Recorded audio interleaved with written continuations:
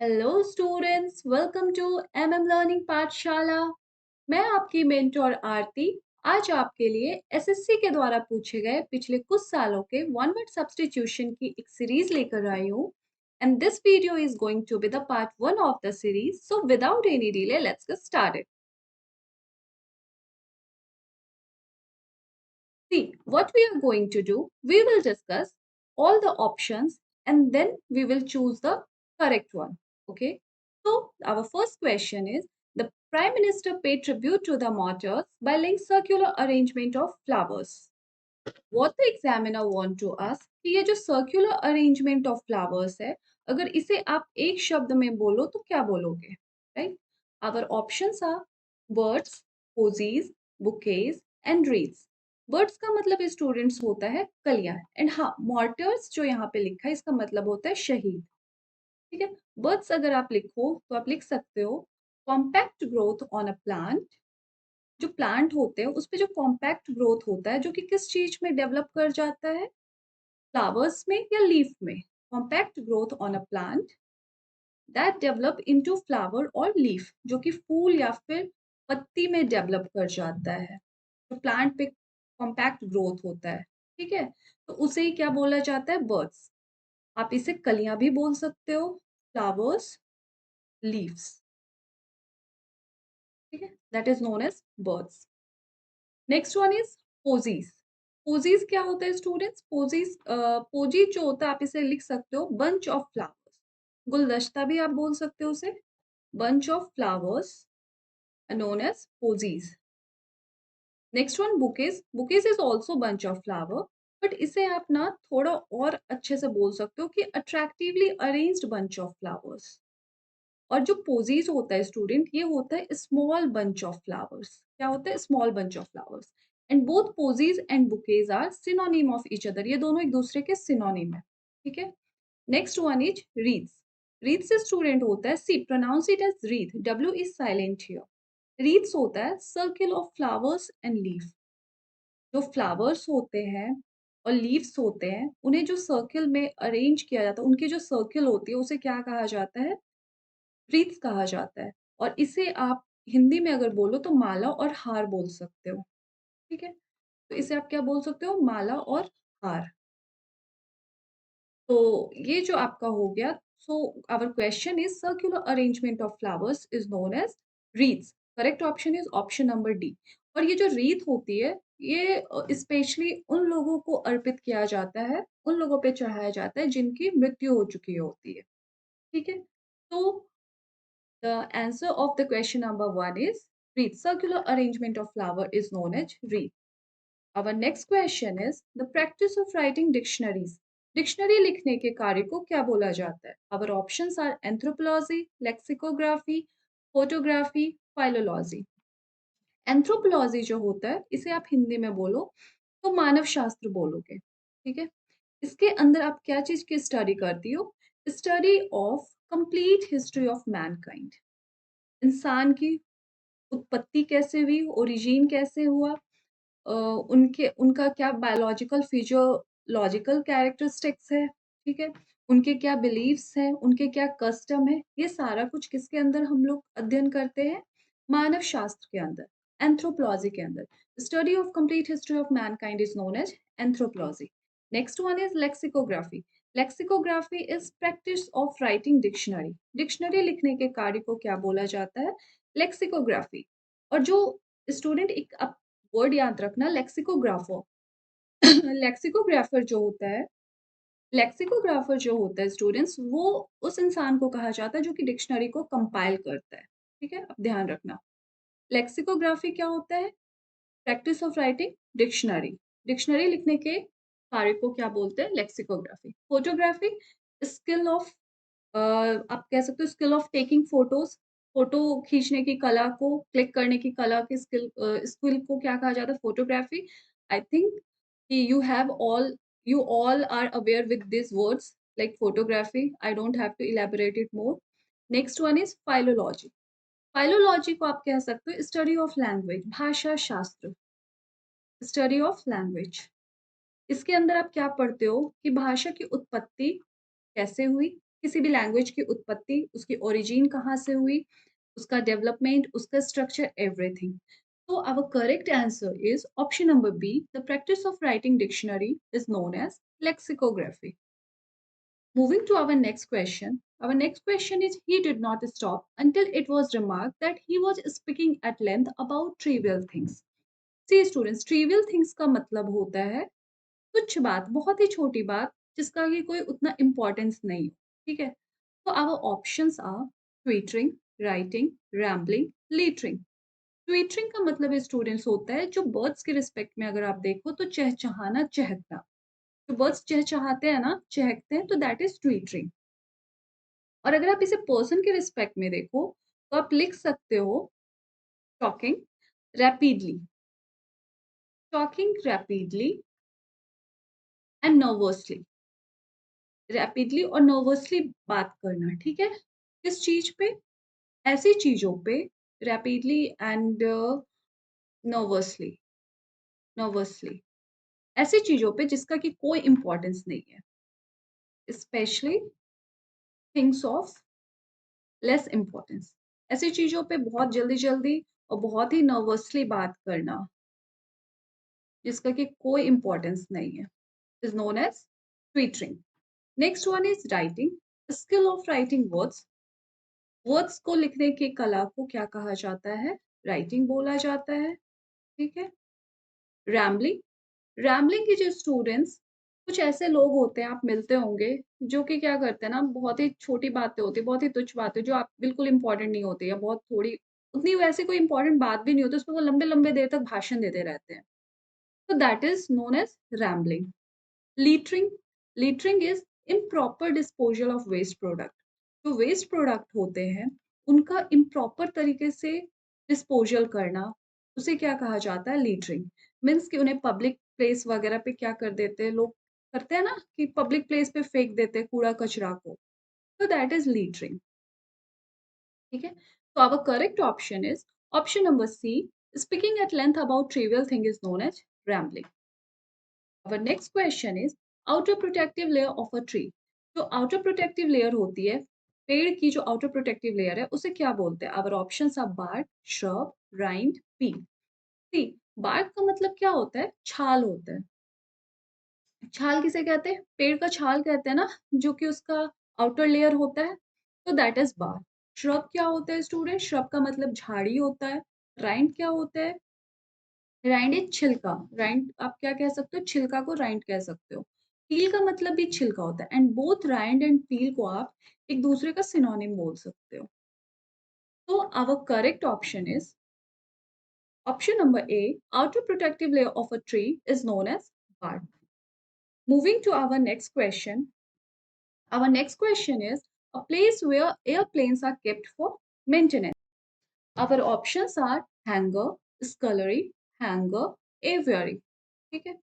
ये जो आपका हैंगर है option number A and option number C, here you can see both are pronounce we pronounce both these words hanger, same pronunciation है but different किस चीज में? Meaning में है। ऐसे वर्ड्स जिनका की प्रोनाउंसिएशन सेम होता है बट मीनिंग में डिफरेंट होते हैं उन्हें क्या बोला जाता है? होमोफोन्स, ठीक है? तो ये हैंगर, यहाँ पे इस हैंगर का मतलब होता है लूप, जिसपे कि क्या करते हैं हम लोग गारमेंट को हैंग अप करते हैं, bye which garment is hanger. आप कह सकते हो ना ये किस चीज़ का बना होता है? ये वुडन का भी बना होता है, प्लास्टिक का भी मिलता है और फिर क्या मेटल का भी मिलता है। हम लोग कपड़ों को टाँगते हैं ना, कहते हैं ना कि कपड़ों को हैंगर में टाँग दो। तो वही hanger loop by which garment is hanger. Next one is scullery. Scullery क्या होता है? ये किचन हमारा होता है ना, उसके साइड में जगह होती है जहाँ पे कि बर्तन वगैरह धोने का काम किया जाता है। प्लेस बिसाइड किचन वेयर जहाँ पे कि क्या किया जाता है? Washing etcetera is done. बर्तन वगैरह धोते हैं ना, तो उस प्लेस को स्पेसिफिकली क्या बोला जाता है? स्कलरी बोला जाता है, etcetera is done. That place is known as scullery. तो अब से स्टूडेंट्स आपको पता हो गया स्कलरी क्या कहते हैं, तो आप इसे डेली वर्ड में आप यूज़ कर सकते हो कि स्कलरी का मतलब हो गया जहाँ पे कि किचन के साइड का जगह जहाँ पे कि वॉशिंग वगैरह, बर्तन वगैरह धोने का काम होता है। Hanger, see Here GAR and in option number it is GER. GER जहाँ पे रहेगा इसका मतलब कि जहाँ पे कि कपड़ों को टाँगा जाता है। GAR इसे आप रिलेट कर सकते हो AR एंड एयर। आप देखो तो ये थोड़ा बहुत सिमिलर साउंड कर रहा है, एआर एंड एयर। तो आप इसे एयरप्लेन से रिलेट कर सकते हो, एयर से रिलेट कर सकते हो, ठीक है? ये ऐसी जगह को कहा जाता है जहाँ पे कि एयरप्लेन्स वगैरह को मेंटेनेंस के लिए रखा जाता है। उनकी रिपेयरिंग वगैरह की जाती है, उन्हें रखा जाता है। तो place where airplanes are kept, जहाँ पे कि हवाई जहाज वगैरह को मेंटेनेंस वगैरह के लिए रखा जाता है। Where airplanes are kept for maintenance, यहाँ पे उनका रिपेयरिंग वगैरह का भी काम किया जाता है, ठीक है? तो ऐसी जगह को क्या कहा जाएगा? Hangar. Our next option is maintenance. Our next option is aviary. Aviary students कहा जाता है ऐसी जगह को जहाँ पे कि पक्षियों को रखा जाता है। वेयर बर्ड्स आर केप्ट, जहाँ पक्षियों को रखा जाता है ऐसी जगह को क्या कहा जाता है? Aviary. So, our correct answer is option number C, hangar. A place where airplanes are kept for maintenance is known as hangar. Our next question is which cannot be read, जो पढ़ा ना जा सके. Our options are illiterate, inaudible, invisible, illegible. See, illiterate का मतलब होता है person जो ना पढ़ सकता हो ना लिख सकता हो, who can't read or write. ऐसा व्यक्ति जो ना पढ़ सकता हो, ना लिख सकता हो, उसे क्या कहा जाता है? इलिटरेट बोला जाता है। इनऑडिबल जो सुना ना जा सके, sound which can't be heard. कहते हैं ना कि मैम आवाज़ नहीं आ रही है, ऑडिबल नहीं है वॉइस, तो व्हिच कांट बी हर्ड, जो सुना ना जा सके। Invisible which can't be scene, जो दिखाई ना दे, जो देखा ना जा सके। कहते हैं ना विजिबल है, अभी इनविजिबल है, अच्छे से क्लियर नहीं दिखाई दे रहा है, इनविजिबल है, तो which can't be seen. Illegible, illegible student कहा जाता है not clear enough to read, वो क्लियर नहीं होता है, ठीक है, उतना कि हम उसे पढ़ सकें। एनफ टू रीड, इतना क्लियर नहीं है कि उसे पढ़ा जा सके। और क्वेश्चन क्या है? विच कांट बी रीड, तो विच कांट बी रीड और not clear enough to read जो है वो सिमिलर ही है। तो you can say the correct option is option number D, illegible. तो विच कांट बी रीड इसे आप क्या बोलोगे? इलेजिबल बोलोगे। Moving to our next question, the murder of a large number of people from a particular nation or ethnic group. किसी भी आप देखते हो ना न्यूज़ वगैरह में भी आता है कि एक लार्ज नंबर ऑफ पीपल, बहुत बड़ी संख्या में लोगों को किसी पर्टिकुलर नेशन के या किसी पर्टिकुलर एथनिक ग्रुप के लोगों को मार दिया जाता है। तो इस चीज़ को, इस मर्डर को आप क्या बोलोगे? ठीक है? Our options are geronticide, honour killing, genocide, mariticide. Geronticide student होता है किलिंग ऑफ एल्डरली, जो बुजुर्ग लोग होते हैं, उनकी जो हत्या की जाती है, उसे क्या बोला जाता है? जेरोनिटिसाइड। एक वर्ड है स्टूडेंट, सेनिसाइड, ठीक है? सेनिसाइड एंड जेरोनिटिसाइड जो है स्टूडेंट्स सिनोनिम है एक दूसरे का, सो इसे आप ध्यान रखिएगा। ओनर किलिंग, ओनर किलिंग आप कह सकते हो कि women murder of a women और अ गर्ल, किसके द्वारा? एक मेल फैमिली मेंबर के द्वारा। उन्हीं के जो मेल फैमिली मेंबर होते हैं ना, उनके द्वारा खुद की फैमिली की लड़कियों को या औरतों को मार दिया जाता है। ऐसा क्यों किया जाता है? Because as per those male family member, उन्होंने कुछ ऐसा किया होता है जो कि उनके सम्मान के अगेंस्ट होता है, ठीक है? तो इसे कहा जाता है कि सम्मान रक्षा हेतु की गई हत्या, that is owner killing. Genocide, genocide killing of large number of people, जिसे नरसंहार भी कहते हैं, killing of large number of people, इसे कहा जाता है जेनोसाइड, ठीक है?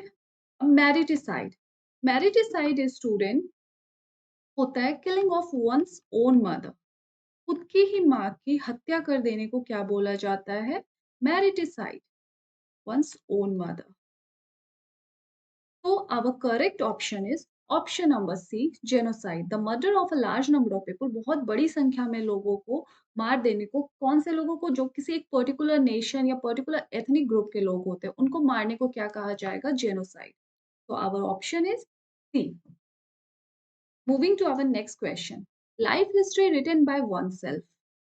Our options are autography, autobiography, autophagy and autocracy. Students, auto का मतलब होता है self, ठीक है?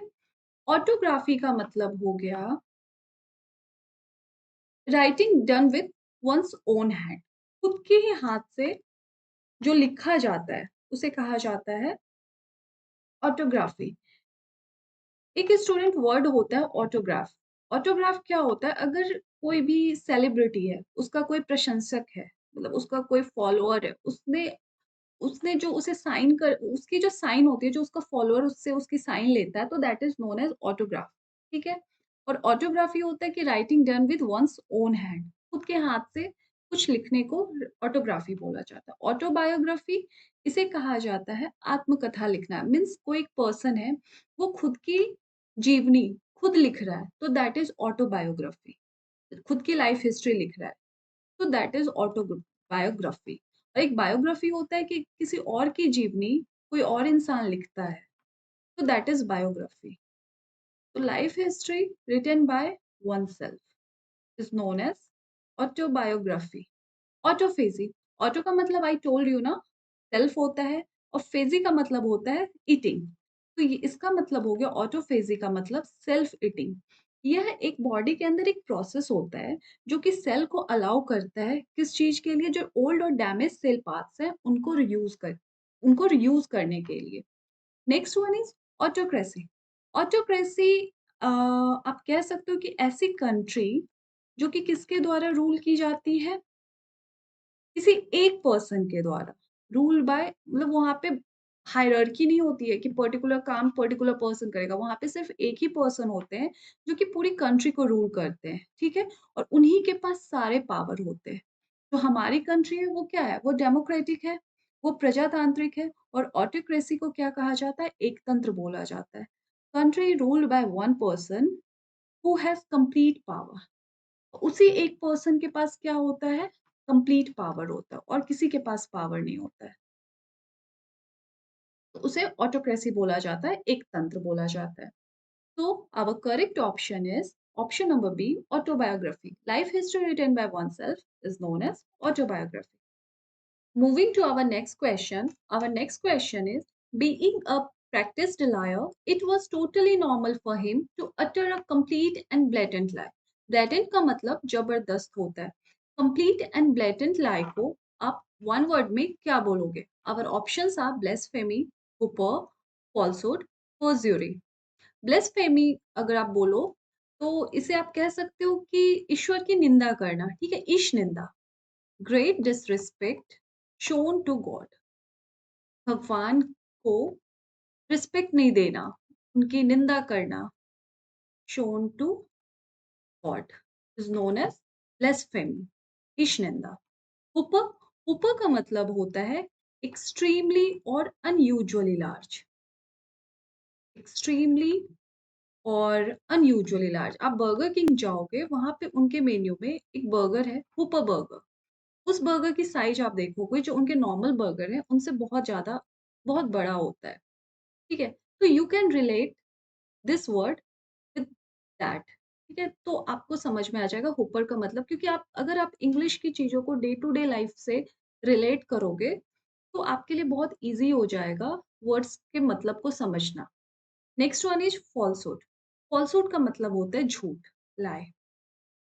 परज्यूरी, परज्यूरी का मतलब होता है telling a lie in court of law, telling a lie in court of law. इसका मतलब हो गया झूठी गवाही देना। झूठी गवाही देने को क्या कहते हैं? परज्यूरी। तो our correct option is option number C. Complete and blatant lie को क्या कहा जाता है? वन वर्ड में falsehood. Moving to our next question. Our next question is a person who does not drink alcohol.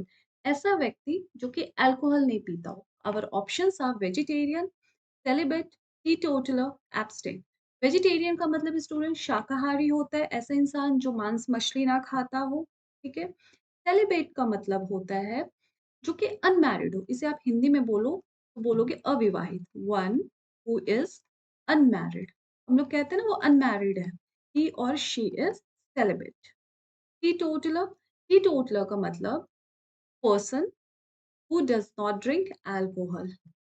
ऐसा person जो कि क्या नहीं करता हो, अल्कोहल नहीं पीता हो। वैसे पर्सन को क्या बोला जाता है? Teetotaller. See students, I am repeating these words because आपको आई वांट कि आपको क्लास ही में ये सारी चीज़ें, वीडियो के अंदर ही आपको सारी चीज़ें याद हो जाए, इसलिए मैं एक वर्ड को बार-बार रिपीट कर रही हूँ। Next one is abstain. Abstain का मतलब स्टूडेंट होता है to choose not to do something और have something. To choose not to do और हैव समथिंग, ऐसी चीज़ें जो कि आप करने में तो आपको मज़ा आता है, आप एन्जॉय करते हो, ठीक है? बट आपको पता होता है कि ये चीज़ें गलत हैं, तो आप उसे करने से खुद को रोकते हो। तो अगर आप इसे हिंदी में बोलो, तो इसका हिंदी का मतलब हुआ अपने को संयम में रखना, परहेज़ करना। तो our correct option is option number C, teetotaller. A person who does not drink alcohol, उसे क्या बोलेंगे? टीटोटलर। Our next question is someone who regards the world as his country. ऐसा इंसान जो कि ऐसा व्यक्ति, ऐसा कोई जो कि इस पूरी दुनिया को ही अपना देश मानता हो। Our options are atheist, metropolitan, cosmopolitan, philanthropist. Atheist का मतलब स्टूडेंट्स होता है नास्तिक। One who does not believe in existence of God. ऐसा इंसान, ऐसा कोई जो कि भगवान कि एग्जिस्टेंस पे बिलीव नहीं करता। 2 तरह के लोग होते हैं ना, एक कहते हैं कि भगवान होते हैं, एक कहते हैं भगवान एग्जिस्ट नहीं करते हैं, क्योंकि मैंने देखा नहीं। तो जो बोलते हैं कि भगवान एग्जिस्ट नहीं करते, ऐसे लोगों को एथीस्ट बोलते हैं और हिंदी में इन लोगों को नास्तिक बोला जाता है। मेट्रोपॉलिटन, मेट्रोपॉलिटन का मतलब स्टूडेंट्स आप कह सकते हो कि related to large city. Metropolitan का मतलब लार्ज सिटी से रिलेट आप कर सकते हो, रिलेटेड टू लार्ज सिटी, ठीक है? कॉस्मोपॉलिटन, कॉस्मोपॉलिटन आप कह सकते हो कि ऐसे लोग जो कि पूरे वर्ल्ड को अपनी कंट्री मानते हैं, जो आप कह सकते हो कि जो विभिन्न देशों में रहते हैं और यात्रा करते हैं और वो उनके लिए पूरा जो ये वर्ल्ड है, वही उनकी कंट्री है, कोई स्पेसिफिक प्लेस उनकी कंट्री नहीं है, ठीक है? Next one is philanthropist. Philanthropist ऐसे लोगों को कहा जाता है, one who loves Mankind. Who loves Mankind, जिनको कि मानव जाति से प्यार होता है और उनकी भलाई के लिए वो क्या करते हैं? काम करते हैं। One who loves mankind is known as philanthropist, ठीक है? तो our correct option is option number C, someone who regards the world as his country. इसको क्या बोला जाएगा? Cosmopolitan. Moving to our next question. Our next question is not informed about or aware of something. मतलब आपको क्या होता है ना, कहते हो ना कि बेखबर, किसी चीज़ को लेके उसे पता नहीं है, वो अवेयर नहीं है, उसे पता नहीं है, उसे इन्फॉर्म मतलब उसके पास इन्फॉर्मेशन नहीं है, तो बेखबर। तो our options are oblivious, uneducated, absent, inconscient. तो स्टूडेंट्स ऑब्लिवियस का मतलब होता है बेखबर, अनएजुकेटेड अशिक्षित, एब्सेंट अनुपस्थित, इनकॉन्शिएंट इनकॉन्शिएंट का मतलब हो जाता है अनकॉन्शियस। इसका मतलब आप क्या लिखोगे? अनकॉन्शियस। बिकॉज़ और सारे जो वर्ड्स हैं यहाँ पे, ये सब के मीनिंग्स आप डे टू डे लाइफ में यूज़ करते हो, सो मैं इसे लिखना ज़रूरी नहीं समझी। तो नॉट इन्फॉर्म्ड अबाउट और aware of something is known as oblivious. इसे आप वन वर्ड में क्या बोलोगे? Oblivious. So our correct option is option number A, oblivious. Our next question is burial ground consisting of graves, ठीक है? इसे आप कह सकते हो burial ground का मतलब कब्रिस्तान, जहाँ पे कि क्या है? कब्र है। Our options are courtyard, cemetery, sanctuary, auditorium, ठीक है? कोर्टयार्ड आप कहोगे आंगन को कोर्टयार्ड बोला जाता है। सिमेट्री, सिमेट्री ऐसा प्लेस होता है, प्लेस ऑफ बेरियल, जहाँ पे कि क्या किया जाता है? दफन किया जाता है। सेंचुरी सेंचुरी ये एक रिज़र्व होता है एनिमल्स और बर्ड्स वगैरह के लिए। रिज़र्व फॉर एनिमल्स और बर्ड्स। एनिमल्स, बर्ड्स एक्सेट्रा जहाँ पे कि क्या किया जाता है, उनको उनके नेचुरल हैबिटेट में रखा जाता है etcetera in their natural habitat. हम लोग पढ़ते हैं ना जीके वगैरह में वाइल्ड लाइफ सेंचुरी वगैरह जहाँ पे कि अ, पशु जो वाइल्ड एनिमल्स होते हैं उनको उनके नेचुरल हैबिटेट में रखा जाता है। तो सेंचुरी का मतलब हो जाता है रिज़र्व एनिमल्स और बर्ड्स के लिए ऐसा रिज़र्व जहाँ पे कि उनको उनके नेचुरल हैबिटेट में जो उनका नेचुरली हैबिटेट है वहाँ पे रखा जाए। ऑडिटोरियम ऑडिटोरियम एक ऐसी बिल्डिंग होती है जहाँ पे कि ऑडियंस बैठते हैं। ऑडिटोरियम और ऑडियंस आप रिलेट कर सकते हो। बिल्डिंग वेयर ऑडियंस सिट्स जहाँ पे कि ऑडियंस बैठते हैं। ओके? तो our correct option is option number C sorry option number B burial ground consisting of graves इसे क्या बोला जाता है? Cemetery. Moving to our next question. Our next question is completely lifeless and unresponsive. Means बिल्कुल ही lifeless आप कह सकते हो ना जिसमें जो कि बिल्कुल शव के समान है, बिल्कुल जीवन नहीं है, उसमें लाइफ नहीं है, शव के समान, निर्जीव, ठीक है? एंड अनरिस्पॉन्सिव, रिस्पॉन्स भी बिल्कुल नहीं दे रहा है, तो उसे आप वन वर्ड में क्या बोलोगे? टॉम्बिक। टॉम्बिक जो होता है स्टूडेंट इसका मतलब होता है समाधि, ठीक है? काज काजावेरस काजावेरस स्टूडेंट इसे आप कह सकते हो शव जैसा लाइक लाइफलेस होगा और अनरिस्पॉन्सिव होगा। शव जैसा कहने का यही मतलब हुआ ना, शव में क्या होती है? लाइफ नहीं होती है तभी उसे शव बोला जाता है। वो लाइफलेस एंड अनरिस्पॉन्सिव। तो you can say it as cadaverous as completely lifeless and unresponsive. जोनिक का मतलब स्टूडेंट होता है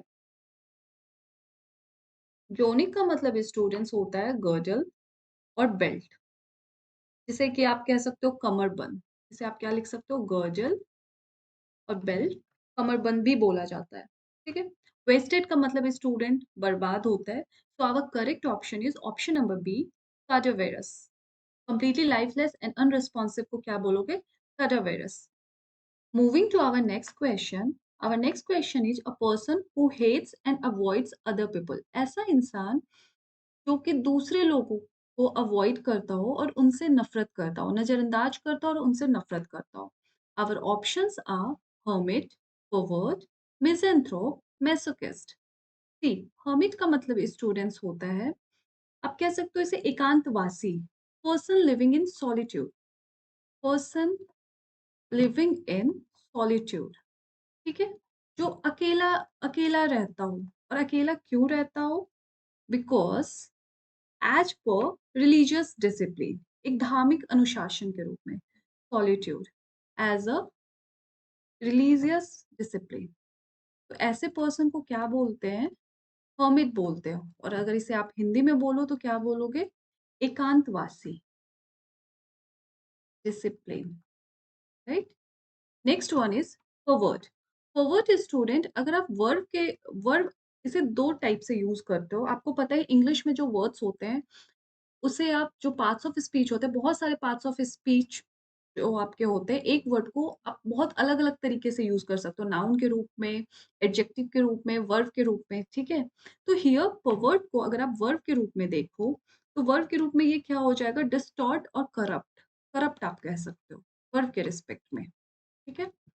उसके बाद अगर आप इसे नाउन के रूप में देखो, तो एज़ अ नाउन इसका मतलब क्या होता है? डेविएंट, ऐसा पर्सन जो कि जिसका कि आप कह सकते हो सेक्सुअल बिहेवियर क्या है? एबनॉर्मल है, अनएक्सेप्टेबल है। That that person is known as pervert. Next one is मिज़ेंथ्रोप।